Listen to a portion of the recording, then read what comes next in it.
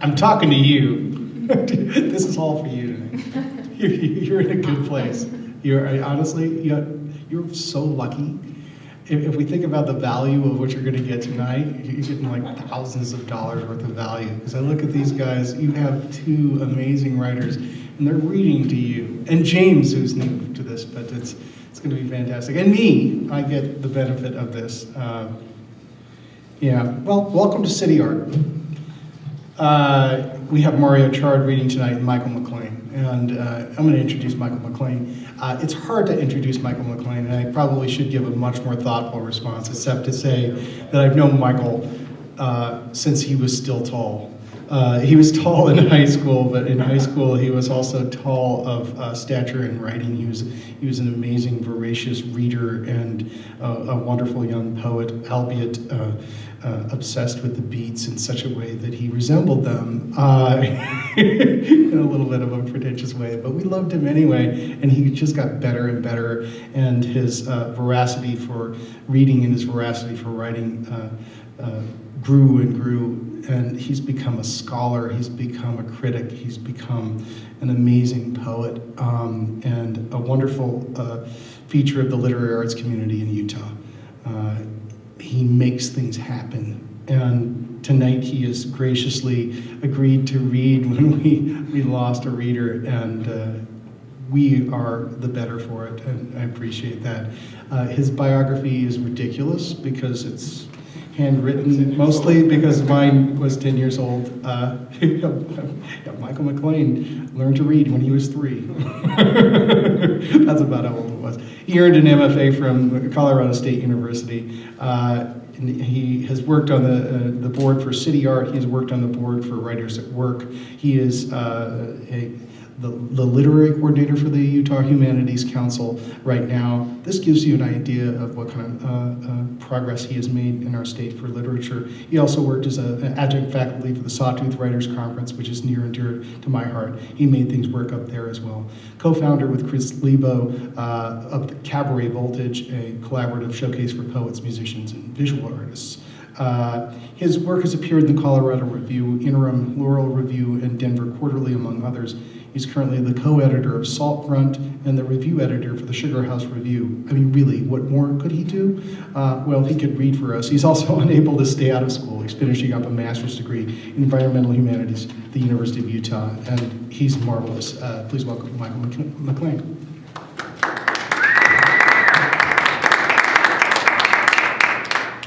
Sorry, I'm going to grab some water really quick.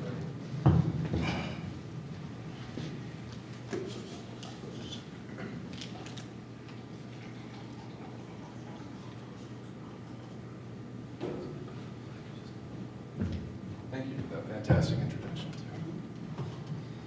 All right. So the piece I'm going to read tonight, I've been going back and forth for a while now. There's 2 different versions of it, a short version and a long version. And I've been going back and forth on which one to read. And since I'm not experimenting on nearly as many people as I could be, I think I'm going to try the long version and see how it goes. So if you guys are totally glazing over, it'll be easy to tell because there's only a few of you. So,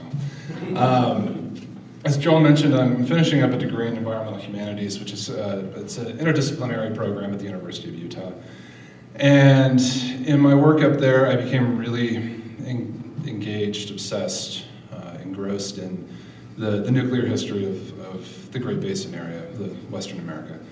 For those of you that may not know, the Great Basin stretches throughout most of Nevada and the western half of Utah.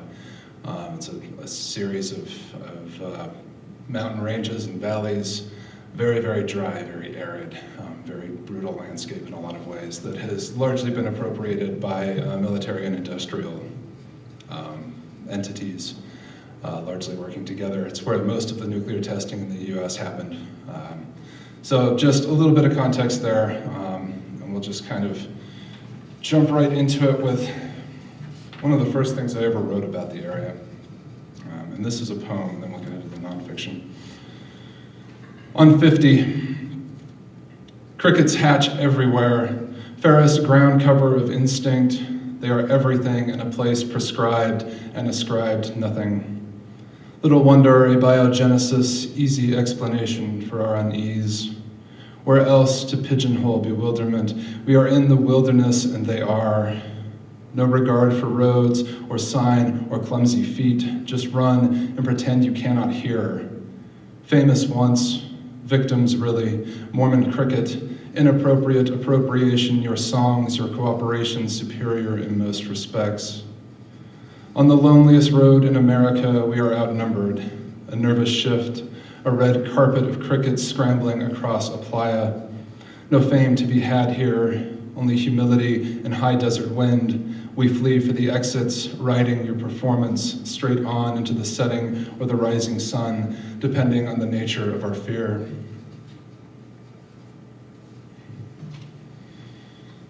So the form that this essay series of prose poems, I'm still not sure what form it takes exactly, but the overarching form of it is an abecedarium, which, if you don't know, is something that takes each letter of the alphabet and kind of works off of that. Trace elements, mapping the Great Basin and its peripheries.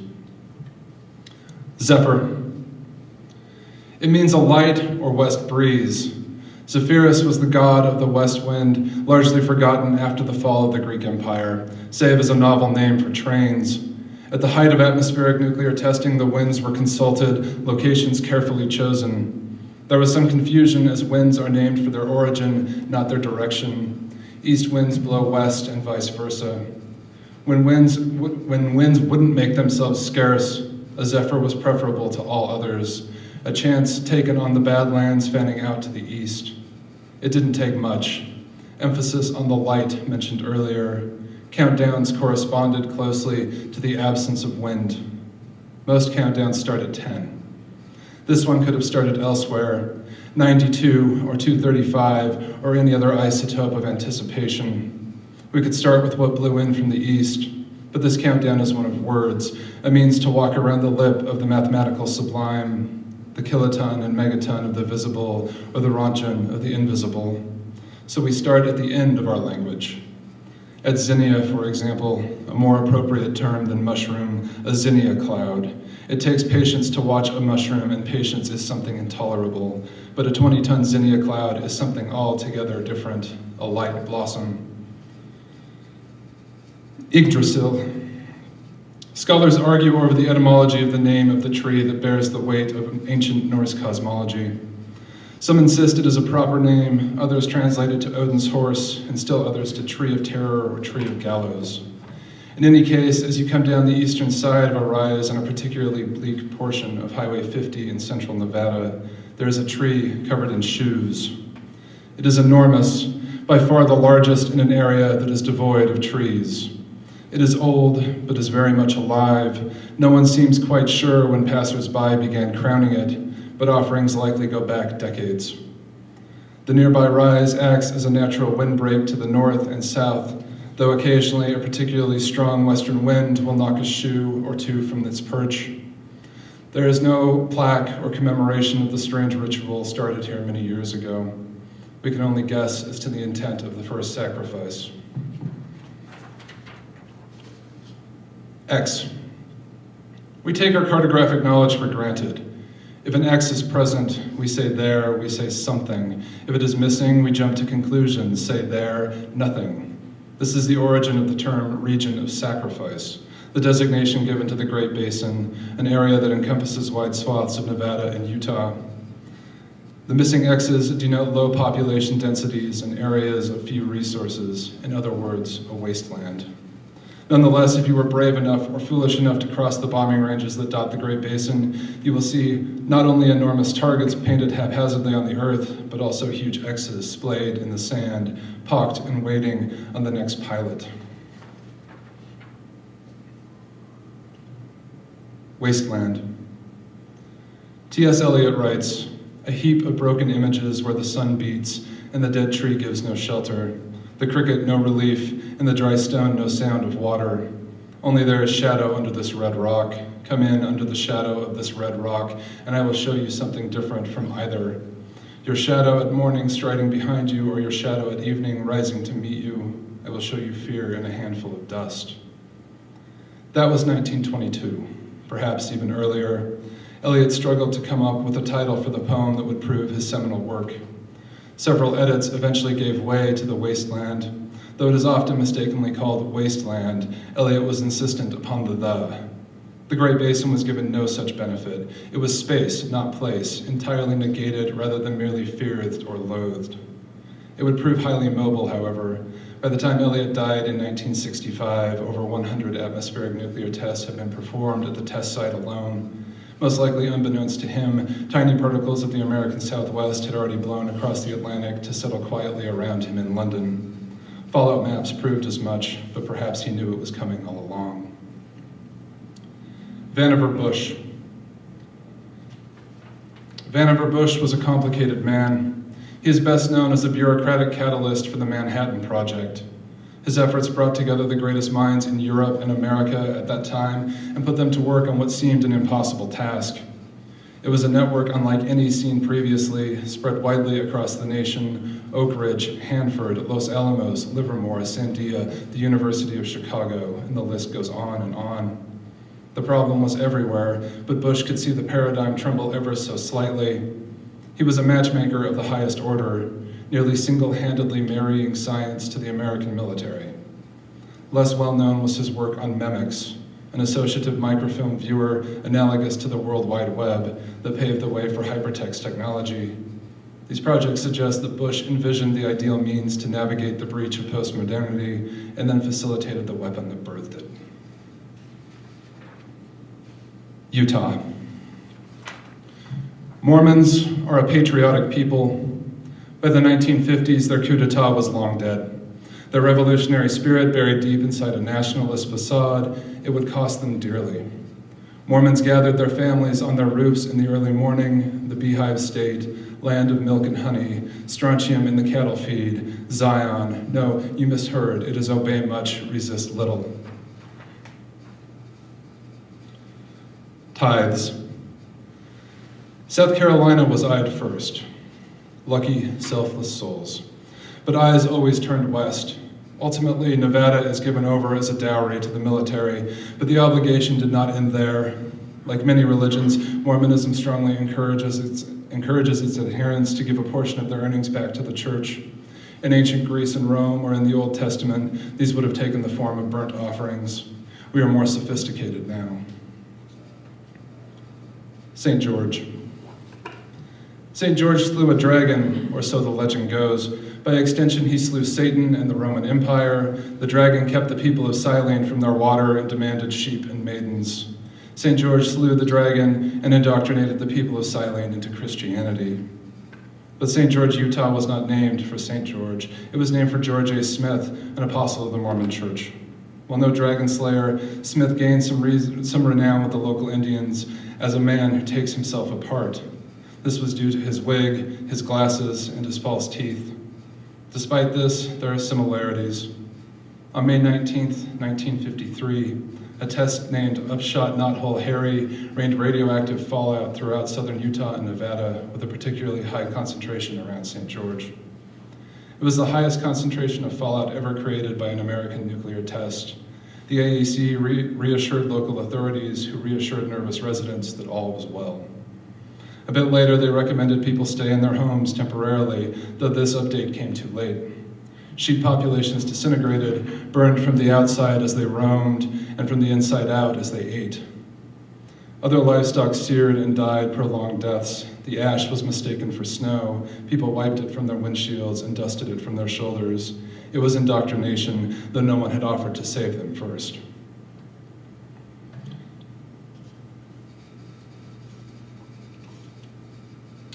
Recidivism. Fallout is patient. It works its way beneath the surface, covered up as the earth remakes itself. It knows how quickly we forget, how quickly we fall back on the pick and the shovel. Demand for coal throughout the world has caused a number of mining companies to eye the coal deposits in central and southern Utah. 60 years does not provide much in the way of topsoil. X marks the spot. Dig here. Quicksilver. After the holding pens for protesters, the town of Mercury is the first thing a visitor sees when entering the Nevada test site. Like any town, it has its comforts: bowling alley, movie theater, steakhouse, though these are all well hidden in the monotonous sprawl of beige and brick. It is unimpressive, squat, bland, quintessentially governmental in its architecture and presentation. Were it not for the grim history that looms a few miles over its first eastern ridge, it would be wholly unremarkable. However, if you look past the tour guide, you will see soldiers that guard the west and inspect each bus for cameras, cell phones, etc. You will see the radiation sensors positioned at the east end of town to prevent any hazardous material from leaving the site.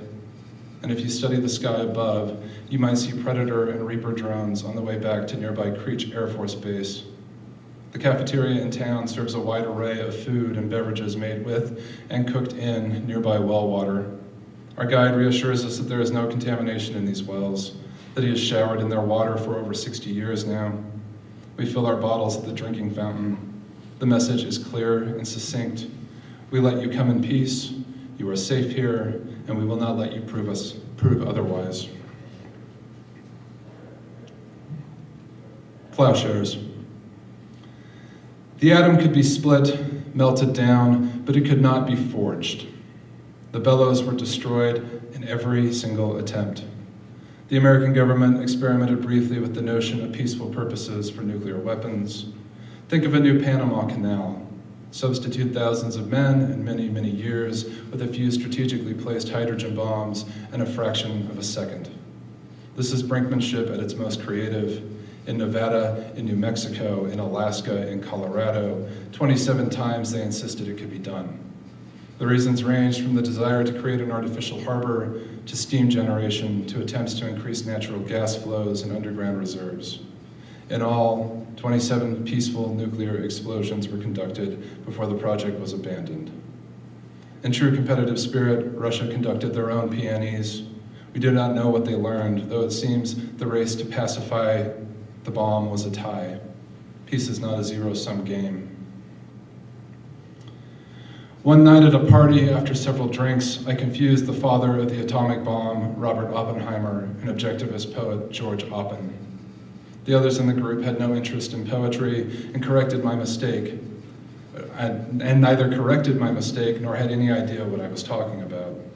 Perhaps I was not so confused in noting that in time of the missile, Oppen writes, my love, we are endangered totally at last. Look anywhere to the site's limit, space which is viviparous. We were trying to remember Oppenheimer's reaction to the first test at the Trinity site. This, of course, was his quote from the Bhagavad Gita, now I am become death, the destroyer of worlds. A timeless quip at the time of his reckoning. But the quotations are not so different. However, while Oppen was injured in the Battle of the Bulge and participated in the liberation of Landsberg and Lech concentration camp, Oppenheimer was busy making war both inevitable and impossible for the foreseeable future. Interestingly, both men helped win a war in their own way, and both were rewarded with investigations by J. Edgar Hoover and the House Committee on Un-American Activities. Negation.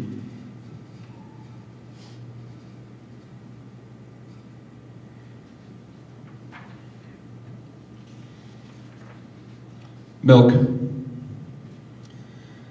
How to explain to women across the American Southwest that their breast milk is killing their children. The best policy is to not start.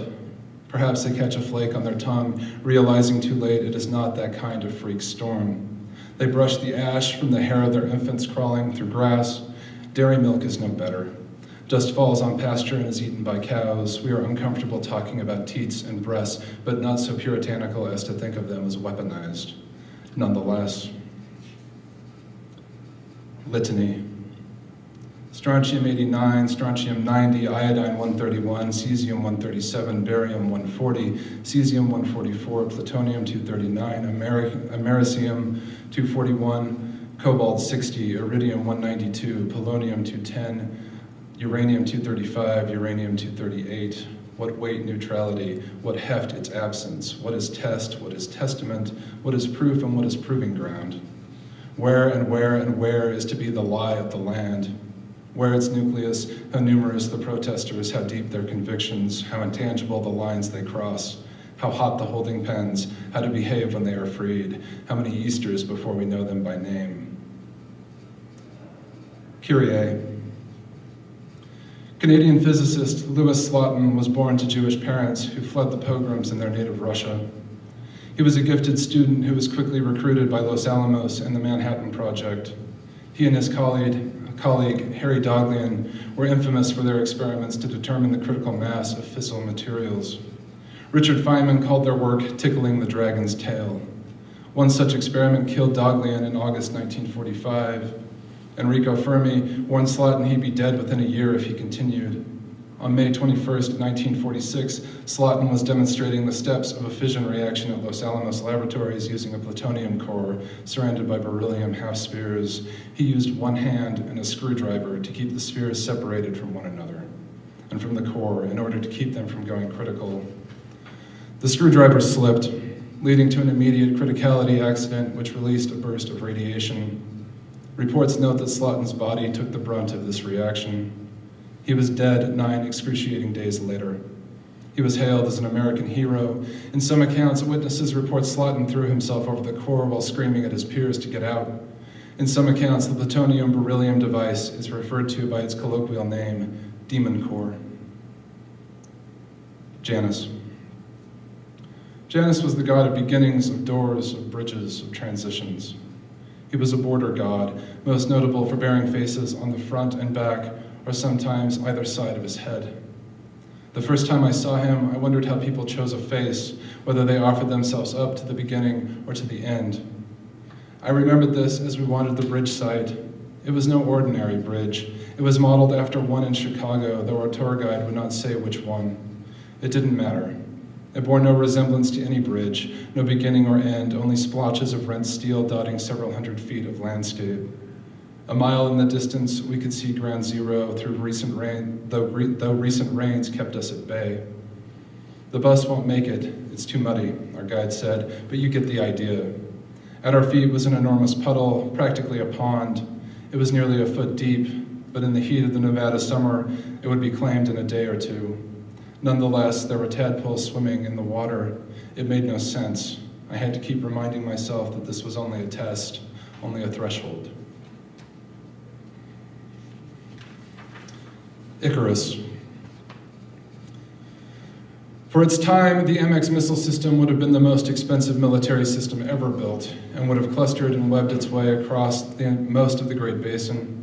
Proposed in 1979 and approved by Jimmy Carter, MX was to be the world's largest shell game, an arsenal of 200 peacekeeper missiles, each requiring its own basing operation. A series of 23 network silos for each missile. Missiles would be shuttled from silo to silo perpetually. This, combined with decoys, would require an enormous Soviet output to ensure destruction of our arsenal. 4,600 silos and endless track and roads for 200 missiles. But what missiles? Each MX carried 10 300-kiloton warheads. The Reagan administration called off the plan, largely due to massive protest. Even the LDS Church came out against it, an unprecedented step for a group victimized again and again and again by the nuclear military-industrial complex. That was in 1981. By the system's completion date, the Soviet Union would have been long spent into submission by its rival, negating an already spurious effort. As a side note, no ICBM was ever named Icarus. Hardtack. Noun, hard, dry bread or biscuit made of flour, water, and if you're lucky, salt. Popular during famine or military campaigns because of its long shelf life. 1958 saw a record 77 tests, including 35 in the Pacific, codenamed Operation Hardtack 1. Though none of these tests took place at the Nevada test site, many were named after plants and shrubs in the Great Basin. Everyone gets homesick, I suppose.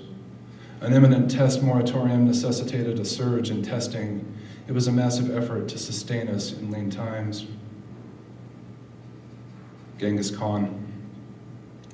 Richard Feynman's final wish was to visit Tuva, an autonomous region in Mongolia and the supposed birthplace of Genghis Khan.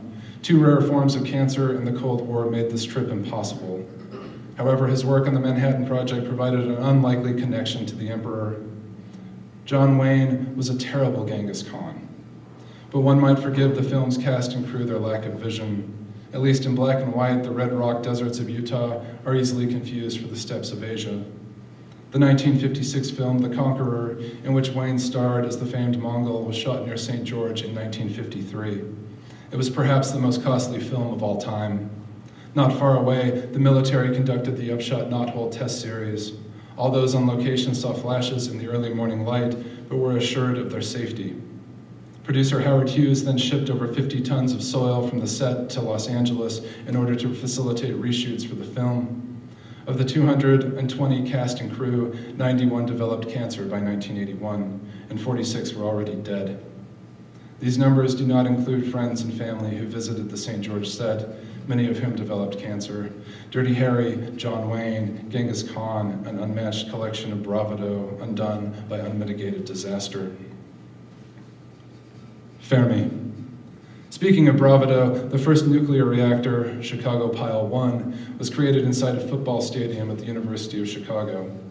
Given the frailty so often prescribed to scientists, it is an uncomfortable poetic justice. The ultimate show of force comes not from linemen, but from minds, perpetrated in a space where flesh is king. But perhaps I project. It's unlikely that such notions ever occurred to Enrico Fermi, who is credited with the creation of Chicago Pile 1, and would then go on to head the Manhattan Project with Oppenheimer. Fermi was a modest man and a loyal friend. He was one of the few people to testify on Oppenheimer's behalf during his security hearings. Like Oppenheimer, he would come to question technology, stating, "History of science and technology has consistently taught us that scientific advances in basic understanding have sooner or later led to a technical and industrial applications that have revolutionized our way of life. It seems to me improbable that this effort to get at the structure of matter should be an exception to this rule. What is less certain, and what we are all fervently hoping, is that man will soon grow sufficiently adult to make good use of the powers he acquires." Ernie. Ernie is a veteran of 62 years. He spent time at Enowetok Atoll, Christmas Island, and if you believe his story, he was an integral part of the Nevada test site operations, where he is a longtime tour guide for visitors. His story is a winding one, but there are highlights. He witnessed countless tests. Japanese citizens have thanked him for bombing their country into submission.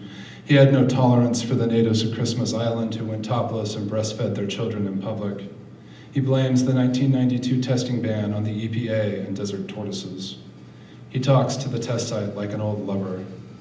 He is eager for Iran or North Korea or anyone really to fuck up so tests can begin anew. He has prostate cancer.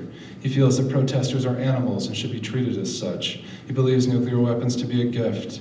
He believes the American government will be intact 10,000 years from now. It will never fail, and the test site will always be in American hands. And when reminded that no government or empire has ever lasted that long, he says only, "Ours will." I grudgingly admire his fortitude. Doppelganger.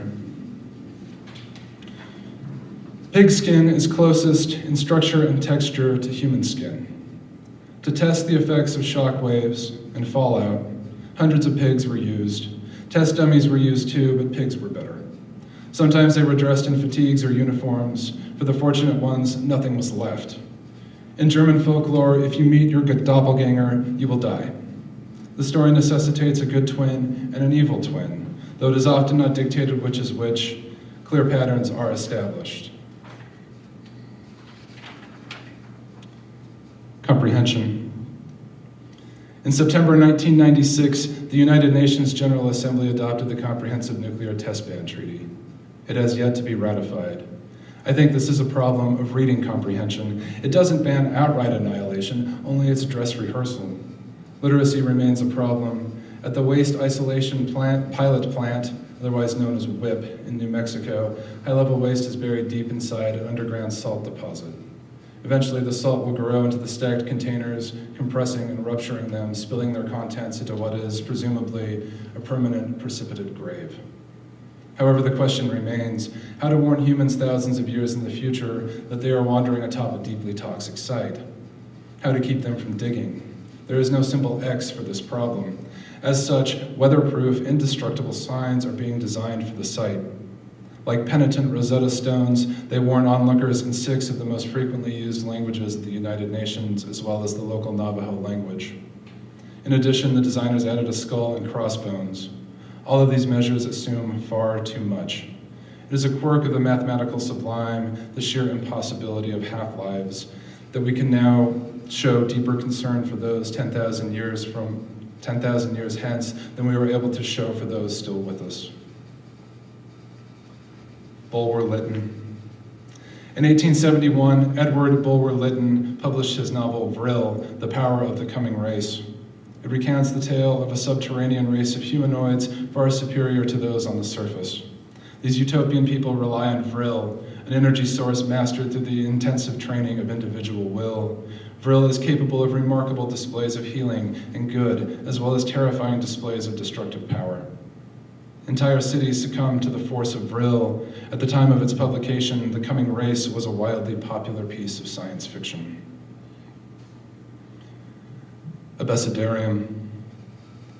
They keep us in check. Books used to teach the alphabet, a primer typically consisting of the letters in sequence. Monasteries often possessed an abecedary as an aid for the illiterate. We teach via our inscriptions, home writ large. A few are carved more deeply than others. Some can only be seen at a distance, while others require we walk the edges, trace the voids they create. Occasionally, an alphabet explodes. There is no word for this. A serif in the sand, letters come and go, typically abecedarian or merely practice. Thanks.